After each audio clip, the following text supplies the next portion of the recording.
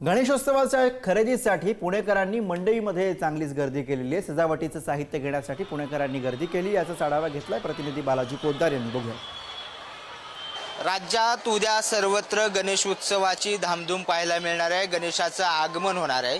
त्या अगोदरच पुण्यातल्या मंडई परिसरामध्ये मोठी गर्दी जी आहे ती गणेश भक्तांनी केल्याचं पाहायला मिळते।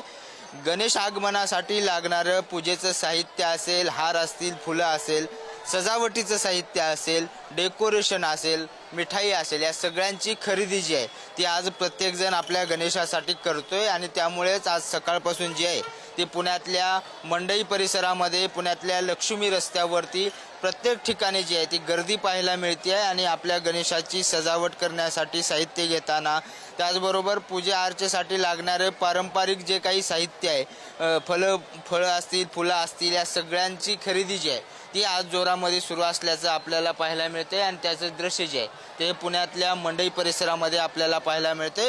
व्हिडिओ जर्नलिस्ट निखिल करंदीकरसह बालाजी पोद्दार, पुढारी न्यूज, पुणे।